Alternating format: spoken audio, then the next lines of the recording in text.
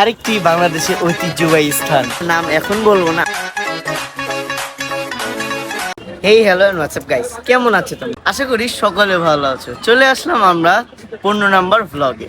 তোমরা সবাই কেমন আছো আমাদের অবশ্যই কমেন্ট সেকশনে জানিয়ে দিবে। আমরা দুবাই ভালো আছি, তোমরা কেমন আছো অবশ্যই কমেন্ট সেকশনে জানিয়ে দিতে পারো। সো গাইস, আজকে আমরা চলে এসেছি আরেকটি বাংলাদেশের ঐতিহ্যবাহী স্থান। এই ঐতিহ্যবাহী স্থান আমরা নাম এখন বলবো না, আমরা ভিতরে ঢুকার সাথে সাথে কে তোমরা আগে বলতে পারো আমরা কমেন্ট সেকশনে যা বলবো আমরা দেখবো। তো চলো আমরা ভিতরে ঢুকে যাই, আমরা টিকিটও কেটে ফেলছি, চলো ভিতরে ঢুকে যাই।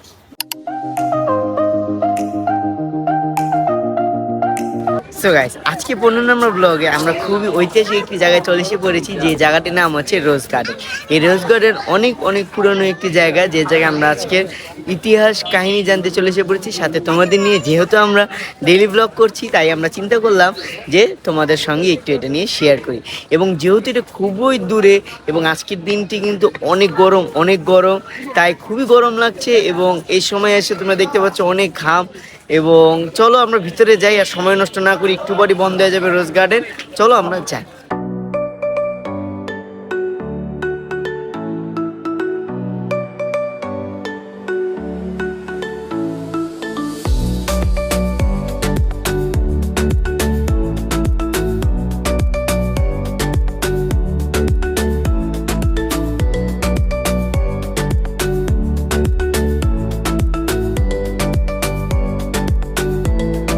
এই ঐতিহাসিক রোজ গার্ডেন সম্পর্কে তোমাদের কিছু ইতিহাস তোমাদের জানাই, চলো। এটি ঢাকার টিকাটুলিতে অবস্থিত একটি ঐতিহাসিক প্রাসাদ।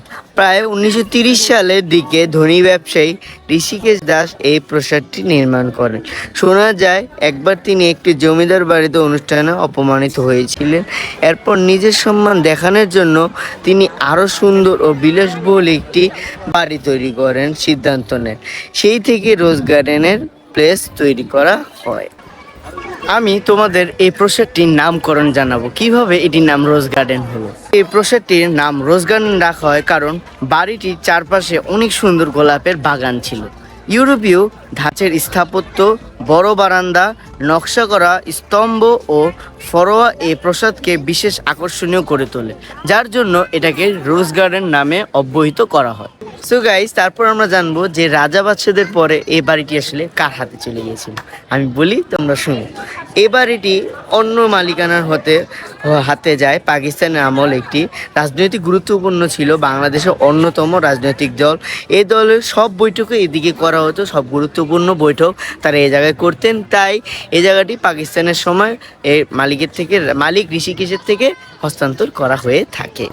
সো আমি এখন তোমাদের এই রোজ গার্ডেনের স্থাপত্য শৈলী নিয়ে তোমাদের কিছু ধারণা দেব। তো চলো তোমাদের শোনাই। এটি রোজ গার্ডেন প্যালেস ইউরোপীয় স্থাপত্য শৈলীতে নির্মাণিত। এর নকশা অত্যন্ত মনোমুগ্ধকর।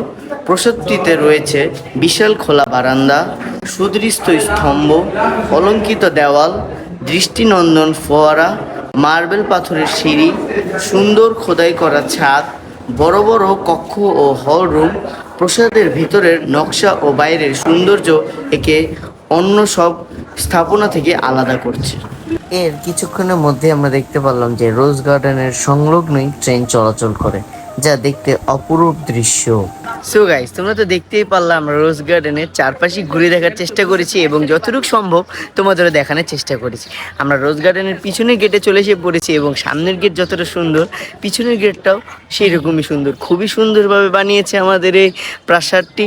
এবং তার সামনে, পিছনের গেটের সামনে পুরুষ এবং মহিলাদের জন্য উভয়দের জন্য ওয়াশরুম করা আছে। এবং এই জায়গায় আমি প্রথম দেখলাম এত সুন্দরভাবে ওয়াশরুমটা তৈরি করা। তোমরা দেখতেই পাচ্ছ কত সুন্দর লাগছে ওয়াশরুমটা বাহির থেকে।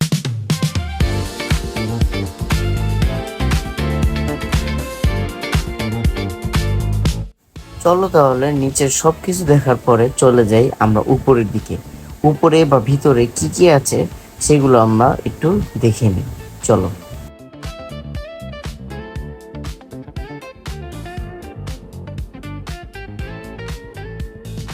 সো গাইস, আমি এখন তোমাদের সামনে পরিদর্শন করব হচ্ছে রোজ গার্ডেনের সামাজিক গুরুত্ব। সো গাইস চলো আমি বলে টেনে রোজ গার্ডেন প্লেস শুধু একটি বাড়ি নয়, এটি পুরান ঢাকা সংস্কৃতি ও ঐতিহ্যের প্রতীক। এক সময় এখানে বিভিন্ন সামাজিক অনুষ্ঠান, সভা, সংস্কৃতি আয়োজন অনুষ্ঠান হতো। এখানে কিন্তু রোজ গার্ডেনে কিন্তু গাইস অনেক সুন্দর সুন্দর মনোমুগ্ধকর স্তম্ভ আছে, যা তোমরা কিন্তু দেখতেই পারতো। এখান দিয়ে যে ঢোকার প্রবেশ পথটা মানে গেটটা, রোজ গার্ডেনের প্রধান যে গেটটা, সেটা ঢোকার সময় কিন্তু দুই জায়গায় দুটো মূর্তি আছে, যেটা আমরা তোমাদের দেখিয়েছি। এবং ঢোকার পরে কিন্তু নানান আকৃতির মূর্তি দেওয়া আছে, যা তোমরা দেখতেই পারতেছো। চলো আরো পরবর্তীতে কি আছে তোমাদের দেখাই। সো গাইস, আমি তো আর রাজা বাচ্চাদের চেয়ার টেবিলে বা সোফায় বসতে পারবো না, যেহেতু অনুমতি নেই। কিন্তু আমি তোমাদের বলতে পারি এখন যে কিভাবে রোজ গার্ডেন প্লেসের মালিকানাটা পরিবর্তন করা হলো। আমি বলি, তোমরা সুন্দরভাবে শুনতে থাকো। রোজ গার্ডেন প্লেসের মালিকানা পরিবর্তন হচ্ছে সময়ের সাথে সাথে। এই প্রসাদের মালিকানা কয়েকবার পরিবর্তিত হয়, বিভিন্ন ব্যক্তি ও পরিবার হাতে এটি চলে যায়। তবে এর ঐতিহাসিক গুরুত্ব সবসময় একইভাবে রয়ে গিয়েছে। বর্তমান অবস্থায় এই রোজ গার্ডেনের বর্তমান কী অবস্থা, সেটি আমি তোমাদের সাথে শেয়ার করছি। বর্তমান বাংলাদেশ সরকার রোজ গার্ডেন প্লেসকে সংরক্ষিত প্রত্নতাত্ত্বিক স্থাপনা হিসাবে ঘোষণা করেছে। প্রত্নতত্ত্ব অধিদপ্তর এর রক্ষণাবেক্ষণের দায়িত্ব করেছে। এরপরে আমরা সেখান থেকে নেমে যাই। সো আমি এখন তোমাদের জানাবো এটা পর্যটনের আকর্ষণ। তো চলো আমরা জেনে নিই। এটা পর্যটনের আকর্ষণ হলো দেশের বিভিন্ন অঞ্চল থেকে মানুষ এই প্রাসাদ দেখতে আসে। বিশেষ করে ইতিহাস প্রেমী মানুষ, শিক্ষার্থী, গবেষক, পর্যটক, ফটোগ্রাফার, তাদের কাছে এটি অত্যন্ত আকর্ষণীয় একটি স্থান। কেননা এখানে ঐতিহ্যপূর্ণ অনেক কিছু আছে। এখানে অনেক সুন্দরভাবে কারুকার্যভাবে একটি স্থাপনা করা আছে এবং এখানে চারপাশেই ঘেরা বাগান, যে বাগানে কিন্তু অতি প্রিয় আমাদের বাঙালিদের গোলাপ ফুল। এই ফুলটা যে কারো প্রিয় না বা কারো পছন্দ না, এরকম মানুষ কেউই নেই। এখানে এত সুন্দর সুন্দর স্থাপনা, এত সুন্দর সুন্দর মূর্তি আছে, যেগুলো দেখলে মনোমুগ্ধকর হবে।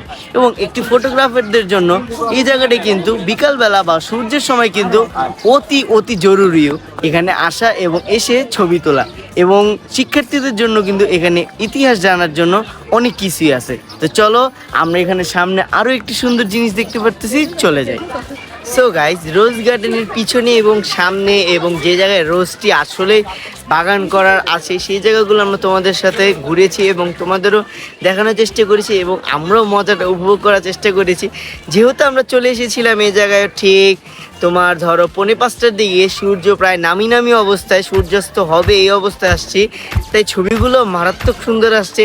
আমরা এই সময়টা মিস করিনি, কিন্তু বের হওয়ার পথে আমরা দেখতে পেলাম যে পিছনে কত সুন্দর একটি পুকুর আছে। এই পুকুরটা তো যদি না ঘুরি তাহলে তো আর পুরা এই ট্রিপটা অসম্পূর্ণ হয়ে যায়। তোমরাই বলো, চলো একটু পুকুরটা তোমাদের নিয়ে ঘুরে দেখি, চলো। সো বন্ধুরা, তোমরা তো দেখতে পারলে যে আমরা রোজ গার্ডেনে চলে এসেছি। এই রোজ গার্ডেন কিন্তু চারপাশে এত মুগ্ধকর। এটি চারপাশে কিন্তু আছে তোমার রোজের আর কি বাগান, এরপরে নারিকেল গাছ, এরপর অনেক নানান ফুল তোমরা কিন্তু এখানে আসলে দেখতে পারবা। এবং এখানে কিন্তু তোমরা রবিবার বাদে উইকলি যে কোনো সময় তোমরা আসতে পারবা, খালি রবিবারে এদের উইকেন্ড থাকে, এদের অফ থাকে। এবং এই জায়গায় কিন্তু টিকিট প্রাইস কিন্তু মাত্র 30 টাকা। তোমরা এখানে আসলেই টিকিট কাউন্টার থেকে টিকিট কেটে ভিতরে ঢুকতে পারবা। এখানে তোমরা ভিতরে ঢুকলে প্রথমেই দেখতে পারবা একটি সুন্দর একটি পুকুর এবং চারপাশে চোখ জুড়ানো বাগান, যেখানে ফুল আছে। তোমরা রোজ ফুল পেয়ে যাবে, রোজের এত বাগান যেটা তোমরা কিন্তু কেউ ছিটতে পারবে না। এবং এখানে আসলে তোমরা এত সুন্দরভাবে একটা প্রাকৃতিকভাবে এত সূর্যের যে একটা আলো পড়ে এবং এত সুন্দরভাবে যে একটা দৃষ্টি বা এত সুন্দরভাবে একটা আকর্ষণ হয়, সেটা তোমাদের ভাষায় বলে বোঝানো সম্ভব না। এবং এটির চারপাশে কিন্তু বাগানের মতো আছে, যা তোমরা এখনো দেখতেই পারতো। তো চলো আর কি আছে আমরা সেটা জেনে বের হই। সো গাইজ, আমরা দুই ভাই তো একসাথে এই রোজ গার্ডেন পুরোটাই ঘোরা হয়ে গেল। এখন তোমাদের রোজ গার্ডেন নিয়ে কিছু সংক্ষেপে কিছু কথা বলি। আসো, রোজ গার্ডেন একটি গার্ডেন প্লেস শুধু একটি প্রসাদ নয়, এটি বাংলাদেশের ইতিহাস, ঐতিহ্য ও সংস্কৃতি একটি গুরুত্বপূর্ণ নিদর্শন। আবার, রোজ গার্ডেন প্লেস শুধু একটি প্রসাদ নয়, এটি বাংলাদেশের ইতিহাস, ঐতিহ্য ও সংস্কৃতির একটি গুরুত্বপূর্ণ নিদর্শন। এর সৌন্দর্য, ঐতিহাসিক গুরুত্ব ও স্থাপত্যশৈলী আজও মানুষকে মুগ্ধ করে। পুরান ঢাকার ঐতিহ্যবাহী বহনকারী এই প্রাসাদ ভবিষ্যৎ প্রজন্মের কাছেও ইতিহাসের এক মূল্যবান স্মৃতি হয়ে থাকবে। আর গাইস তোমাদের একটা ডিসক্লেমার দিয়ে দিই, এই জায়গায় আছে ঐতিহ্য, কিন্তু আমি ভুলে ভুলে বানানো উচ্চারণ করি ঐতিহ্য, এটার জন্য তোমরা সবাই একটু মানিয়ে নিও। তো এই রোজ গার্ডেনের সামনে কিন্তু বাংলাদেশ জাদুঘরের একটি শাখা আছে এবং এখানে কিন্তু একটি মন্ত্রণালয়, যা তোমরা দেখতেই পারছো। এবং শোনো আমার কথা, যে আমরা তোমাদের বলতেছি আমরা কিন্তু প্রায় একটু আস্তে আস্তে লেট হয়ে গেছিল, তোমরা কিন্তু এই লেটটি করবা না। তোমরা একটু দুপুরের দিকে বা জোহরের নামাজ পড়ে চলে আসতে পারো, কিন্তু আরও মজা করতে চাইলে আরও আগে আসতে পারো, কিন্তু তোমরা 4টা 4:30টার দিকে রওনা দিও না, আমি বলবো মজা করতে পারবা না ওই রকমটা। সো চলো, যেহেতু আজকে অনেকটাই গরম এবং আজকে আমি আর আমার ভাই আসছি, তো চলো আমরা বাইরে চলে যাই। অনেক কিছু ভিডিও করলাম, তোমাদের অনেক কিছু দেখানোর চেষ্টা করলাম, চলো চলে যাই, দেখি বাইরে খাওয়া দাওয়ার কি আছে। চলো চলো আমাদের সাথে থাকো, বাইরে আমাদের সাথে আবার দেখা হবে। এরপরে আমরা সেখান থেকে বের হয়ে ফুচকা এবং অন্যান্য জিনিসপাতি ট্রাই করি, যার মধ্যে আমাদের ফুচকা এবং মুড়িটাই সবচেয়ে বেশি ভালো লেগেছে। এরপরে আমরা বাসায় চলে যাই। তো তোমরা যেমনটা দেখতে পারলে, আমরা সেখান থেকে কিন্তু রওনা দিয়ে দিই বাসার উদ্দেশ্যে। এবং বাসায় এসে আমরা অনেকগুলো কাজ করে ফেলি, যেমন আমাদের বাসায় নানান দৈনন্দিন জীবনে আমরা যে কাজগুলো করে থাকি।